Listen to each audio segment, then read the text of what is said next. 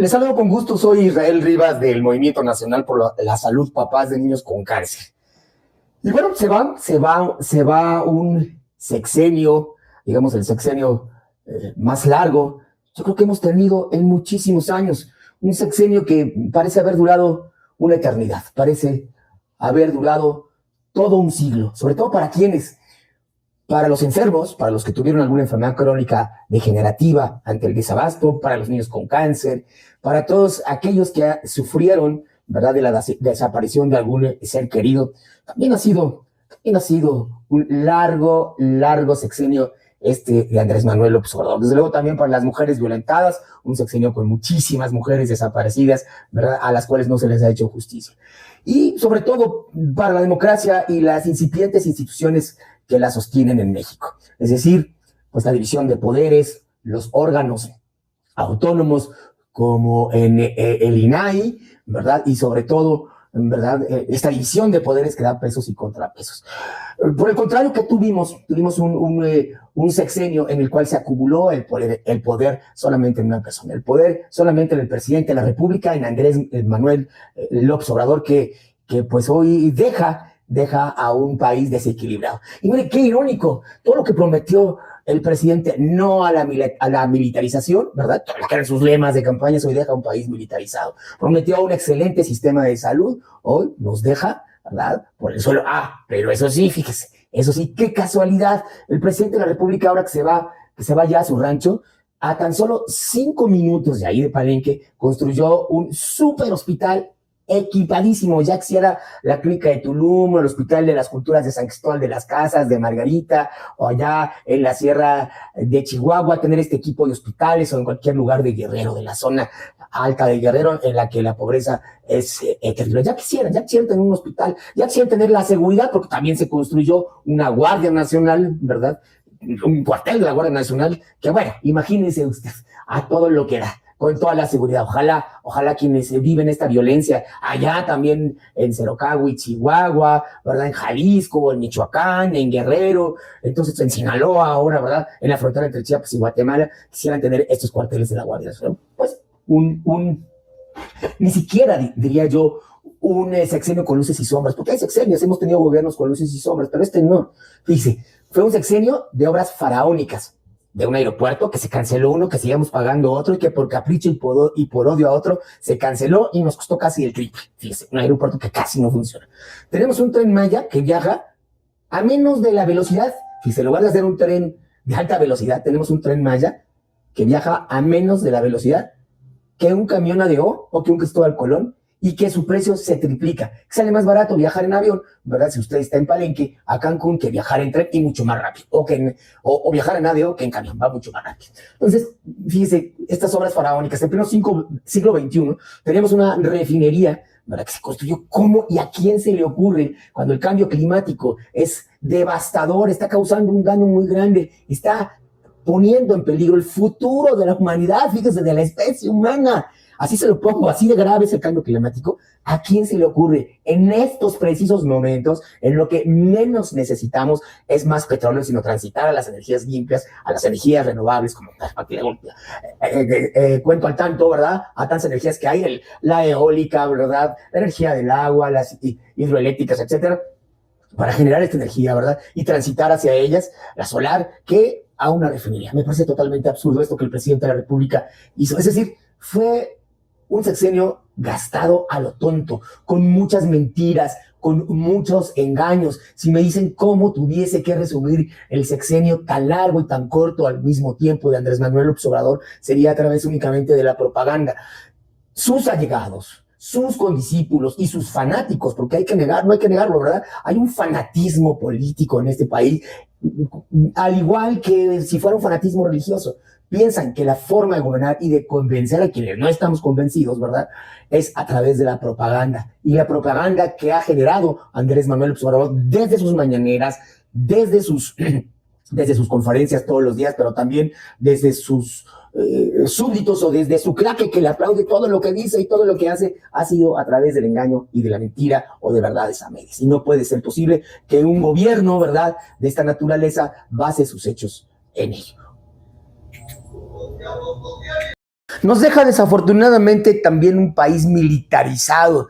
Este engaño, y se pueden ver en sus videos y en la propaganda que realizó durante años y años al decir que no estaba de acuerdo con Calderón, con Fox, con Cedillo, de la militarización de este país, con Enrique Peña Nieto. Hoy es el presidente que más militarizado deja este país, con una policía que se llama Guardia Nacional, que prácticamente el 100% ahora de sus policías van a ser militares, pero también el mando de una policía que antes era federal y que también era una agencia federal de investigaciones va a depender de los militares. Esto no es nada halagüeño para la respetabilidad de los derechos humanos. Esto es nada halagüeño para un Estado militar.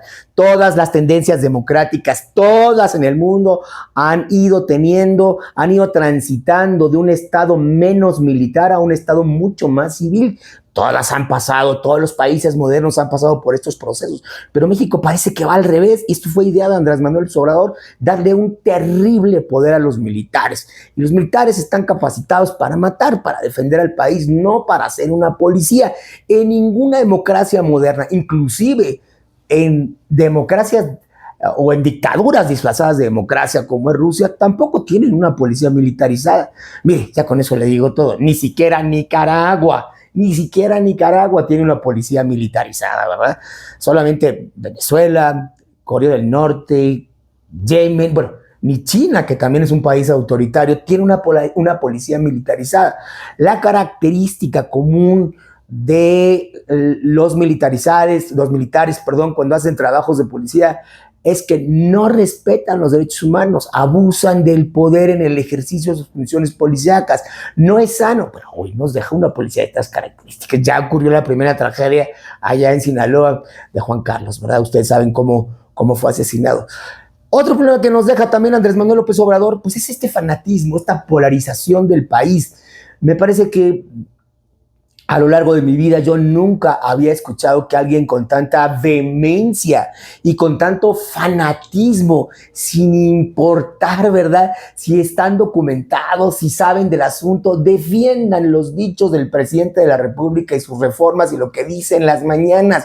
Cuando el presidente afirma que algo es corrupto, ya no hay vuelta de hoja. Parece que lo hubiera dicho el mismo Dios, el mismo Jesucristo o el Papa de Roma o algún pastor de alguna iglesia evangélica. Así me parece que esto es brutal para cualquier país, porque el deber de los ciudadanos es siempre poner en tela de juicio y dudar de lo que nos dicen los gobernantes. Aunque hayas votado por el presidente, aunque hayas votado por un partido político, tu obligación como ciudadano es siempre poner en tela de juicio lo que te dicen y sobre todo cómo te lo dicen. ¿Por qué razón? Yo no estoy inventando nada, ¿eh? Esto está documentado a través de la historia, ¿verdad? El poder corrompe de manera natural. Ya le dije en el otro podcast que hay una afectación psicológica en quienes ejercen este poder y por lo tanto corrompe. Y el poder absoluto que ha tenido el presidente ahora, o casi absoluto, corrompe absolutamente. Esta frase no es mía, desde luego la dejaron por ahí, ¿verdad? Que no viene al caso en este momento que la dijo, pero bueno. Entonces, el papel de ciudadano es siempre poner en tela de juicio, ¿verdad? ¿Por qué? Porque lo que dice el poderoso, porque el Estado, el poderoso, el político, el presidente, ¿verdad?, tiene todos los mecanismos a su favor para poder salir siempre avante, para poder mentir, para poder engañar, porque lo de ellos es ganar elecciones. Es raro encontrarse a alguien honesto o alguien que no se corrompa en el tránsito del poder. Entonces siempre el papel del ciudadano debe de ser poner en tela de juicio todo lo que nos dice el poderoso. Pero parece que ahora no. Parece que la mayoría de los mexicanos el día de hoy estamos, por muchas razones culturales, envueltos en una especie, digámosle así, de embrujo político, ¿verdad? Endiosamiento político hacia la figura de alguien, que es Andrés Manuel López Obrador, que además supo muy bien cómo explotar el odio y el rencor que hemos acumulado durante años, o que ha acumulado durante años el pueblo mexicano. Lo supo explotar a la perfección. Este resentimiento que hemos tenido por muchas razones, algunas justas, otras injustas, pues las ha sabido explotar. Ahí está el caso de España, ¿no? Como el presidente de la República ha dinamitado las relaciones diplomáticas con varios países y sobre todo con España por esta razón. Pero sobre todo, Andrés Manuel López Obrador es un mago para crear cajas chinas, para crear cortinas de humo ante problemáticas complejas, ¿verdad? Sacó lo de España justamente como una cortina de humo. Sin embargo, nos deja también un país profundamente corrupto, porque el desabasto de medicamentos pensamos que se debió a que iba a acabar con los monopolios de las farmacéuticas, que tal vez era cierto, había un trimonopolio, pero no es cierto. Terminó dándole los contratos a sus hijos que a través de Olan, un prestanombres, terminaron haciendo negocio con la compra de medicamentos, que terminó en un desabasto, que terminó matando miles de cientos de personas, entre ellas 4,000 niñas y niños con cáncer. Y esto no es justo, esto es burdo. ¿Qué me dicen de todo el nepotismo que hay de los alcaldes, de los Noroña? ¿Y qué decir? ¿Y qué decir de los Monreal, verdad? Que han estado en el poder, han sido salinistas, han coqueteado con el PAN y ahora con Morena. Me parece absurdo esto del presidente de la República y este maniqueísmo, los buenos acá, los malos allá, o todo es blanco o todo es negro. Un sexenio que sin duda a muchos nos deja un mal sabor de boca en todos los ámbitos, en el democrático, en el de la salud, en el de la seguridad, en inclusive el de los programas sociales. ¿Y por qué lo digo? Porque los programas sociales deberían de ser temporales para sacar, para alentar a las personas a salir adelante y que después ellos mismos, con sus propias herramientas, una vez habiéndoselas dado, puedan ser personas exitosas en la vida que aporten a la nación, no al revés, no una nación que siempre esté aportando a quienes no quieren trabajar ni estudiar, ¿verdad? Otro caso, hablando del estudio, nos deja un sistema educativo por los suelos. En lugar de invertir en las personas humanas, en lugar de invertir en el desarrollo humano, el presidente y este sexenio ha invertido en muchísima obra pública, que es muy rica, deja mucha lana, deja mucho billete en la obra pública, porque se pueden hacer jugosos negocios, ¿verdad? Se puede cobrar diezmo a las empresas, se puede sacar dinero de ahí, ¿verdad? En cambio, pues en el desarrollo humano, si usted invierte, pues no es tan jugoso, ¿verdad? Para los políticos. Sin embargo, para una nación así lo es. Es decir, hoy Andrés Manuel López Obrador simplemente se ha caracterizado por ser un simple político. Los resultados están ahí y la historia lo dirá, los resultados no mienten. Inclusive Andrés Manuel López Obrador llegó a mentir de sus propios resultados, de sus propias estadísticas, de sus propios datos. Llegó a ir en contra de ellos. El peor enemigo de Andrés Manuel López Obrador es Andrés Manuel López Obrador. Parece que fueran dos personas diferentes, el oírlo en campaña y todo lo que prometió y el escucharlo hoy a final de su mandato. Me parece un sexenio, 6 años tirados a la basura, pero no solamente eso, en un retroceso terrible. Y pues la moneda está en el aire. Nunca hay que perder la esperanza, ni nunca hay que dejar de luchar por lo que uno quiere. Un país sin democracia, un país que no es libre, no puede vivir en plenitud, ni sus ciudadanos podemos vivir en plenitud. Así que, bueno, este es el pequeño resumen que hago yo desde mi propia perspectiva de lo que fueron estos 6 largos años que parecen un siglo perdido y que a muchos de una o de otra manera nos ha agraviado y nos ha resultado de muy poco beneficio esta disque cuarta transformación, que lo que vino es a engrosar las filas de la corrupción y sobre todo de la acumulación de poderes en lugar de la división.